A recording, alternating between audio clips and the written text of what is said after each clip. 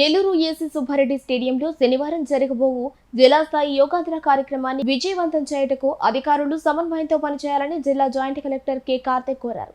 శుక్రవారం ఉదయం ఏసీ సుబ్బారెడ్డి స్టేడియంలో ఏర్పాట్లను జాయింట్ కలెక్టర్ పరిశీలించారు. ఈ సందర్భంగా ఆయన మాట్లాడుతూ యోగాంధ్ర కార్యక్రమానికి ఎవరికి కేటాయించిన విధులను వారు సక్రమంగా బాధ్యతతో నిర్వహించాలన్నారు. యోగా ఔత్సాహికులు అందరూ ఉదయం 6 గంటలకు స్టేడియంకు చేరే విధంగా చర్యలు తీసుకోవాలన్నారు. విద్యార్థులు మహిళలు భారీ సంఖ్యలో హాజరవుతున్న దృష్ట్యా ప్రత్యేక మెడికల్ క్యాంపులు ఏర్పాటు చేయవలసిందిగాను అవసరమైన ప్రాథమిక చికిత్స పరికరాలను ఓఆర్ఎస్ ప్యాకెట్లను అందుబాటులో ఉంచవలసిందిగా జిల్లా వైద్యారోగ్య శాఖ అధికారికి సూచించారు.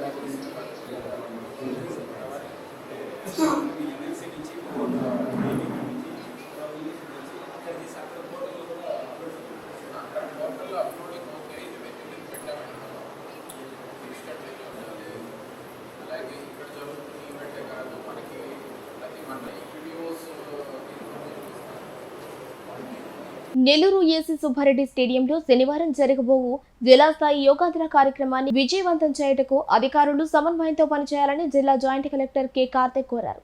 శుక్రవారం ఉదయం ఏసీ సుబ్బారెడ్డి స్టేడియంలో ఏర్పాట్లను జాయింట్ కలెక్టర్ పరిశీలించారు.